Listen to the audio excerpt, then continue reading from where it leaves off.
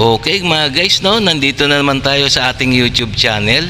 So magbibigay na naman tayo ng reaction video. So itong video na gagawa natin reaction ay yung mga latest na nangyayari sa ating bansa, lalong lalo na sa West Philippine Sea.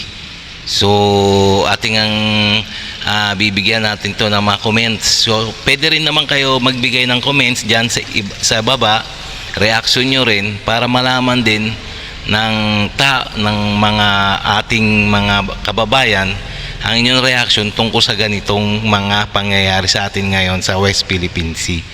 So kung gusto nyo ng ganitong mga video o topic, please subscribe, like and share. Okay, itong ating YouTube channel. So and also itong video na to ay galing kay Melbs Castle. So paki-subscribe din sa kanya, no? Okay, so itong ating bibigyan ng reaction ay yung ang China daw ay naduduwag na. Baka Bombay ng US, iyak ang mga Chinese. So ito tignan natin kung talagang natatakot itong mga Chinese na mga Chekwa na to. Okay, umpisahan natin. Sa sobrang takot ng China ang magkagera sa West Philippine Sea o sa may Taiwan, nakikiusap na ang mga Chinese ngayon. Nagmamakaawa sa US at Pilipinas na itigil na ang tila paghamon ng gera sa China. Kala ko ba matatapang ang mga Chinese? Bakit ngayon parang mga naduduwag na? Nakikiusap. Oo nga.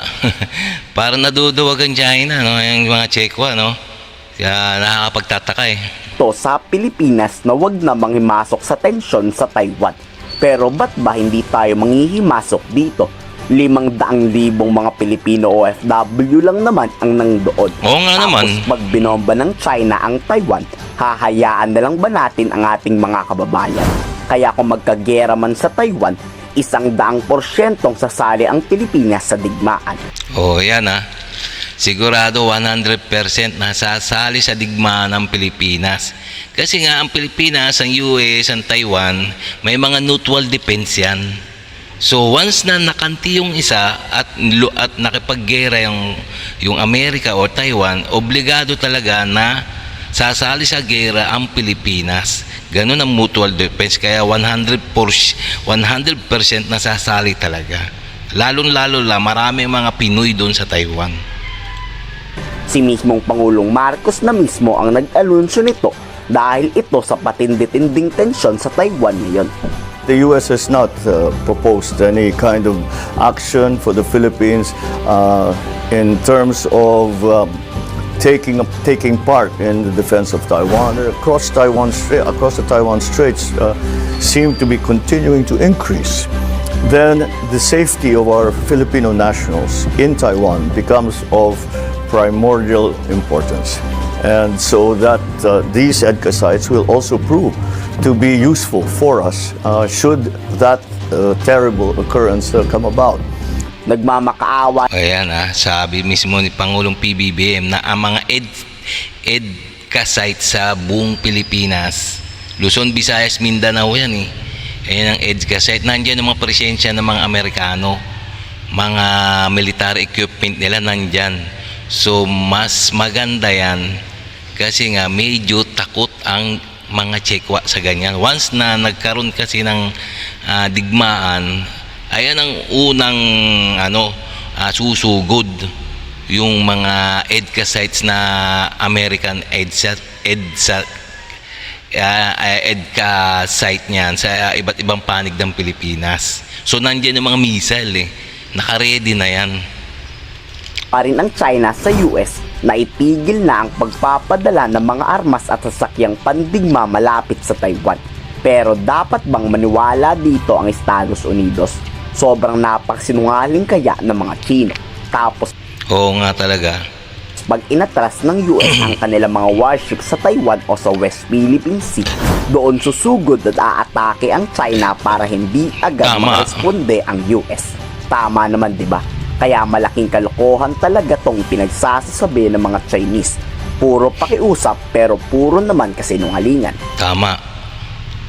Puro mga kasinungalingan to, mga Chekwa na to. 再违背不支持台独的政治承诺。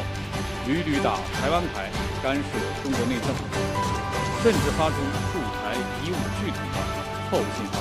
美方这些恶劣行径严重损害中国国家主权安全，严重威胁台海和平稳定，给中美两国两军关系带来重大战略风险，向台独分裂势力发出严重错误信号。中方对此表示，美方停止售台武器和美台军事联系，不要在台湾问题上一错再错。中国人民解放军密切关注台海形势，将继续采取有力措施，坚定捍卫国家主权和安全利益。Paulit-ulit na sinasabi ng mga war expert, hindi dapat magpakakampante si Pangulong Marcos. Yes. Walang makakapagsabi sa tunay na ugali ng Chinese president.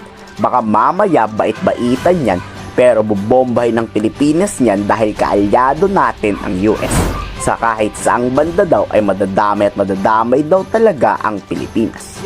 Tama, oo. Talagang damay talaga ang Pilipinas, no, pagdating sa gera sa Taiwan. So kasi nga tayo ang malapit na kaalyado ng Amerika eh. Kaya tayo sigurado na 100% titirada tayo, gagamitan natin ng mga bomba missile yan eh. Tama-tama, meron naman tayong mga bagong bilhin mga missile, mga pandigma talaga. Regional security, we don't want any instabilities in the Taiwan Strait because that would have great impact on Philippine security. We are hosting American military facilities, and if the United States decides to use these military facilities to act in any military contingencies in Taiwan, then surely the Philippines will be a target of possible China's military actions also. Yes, tama. So we really have to pay serious attention on the situation in the Taiwan Strait and pay greater attention on the need to avoid the military conflict in the Taiwan Strait and promote the peaceful management of ongoing tensions in the Taiwan Strait. Talagang dapat hindi tayo magpauto sa China. Tama nga ang sinasabi ng mga war analysts. Ilalayo tayo ng China sa US para pag inatake tayo ng China, walang dedepensa sa ating bansa pag nagkagera. E di bye-bye na Pilipinas. Kayo sa tingin nyo, ikomento sa baba ang inyong saloobin. Oh, yan ah. Sigurado yung bye-bye tayo. Kasi once na wala yung presensya ng American military dito sa atin, once na binomba tayo ng China, itong mga Chekwa na to, sigurado walang tagasalo ng missile eh. Ayun ang mahalaga doon eh, air defense. Eh, ang alam ko, may mga air defense ang Pilipinas, pero siguro hindi sapat. So talagang maraming mamamatay pag binomba tayo. Kaya tagatalo talaga. So kailangan talaga ng presensya ng US military dito. Na palagi nagpapatrol, nagjo-joint patrol para naman katakutan naman, medyo mabahag ang buntot ng mga Chekwa, di ba? Yun, so okay na. So kung nagustuhan nyo yung ganitong video, mga reaction video, please paki-subscribe ang ating YouTube channel, like and share na rin. Okay? So para makagawa pa tayo ng mga iba pa mga reaction video na katulad nito ng mga napapanahon mga balita. Okay? So okay?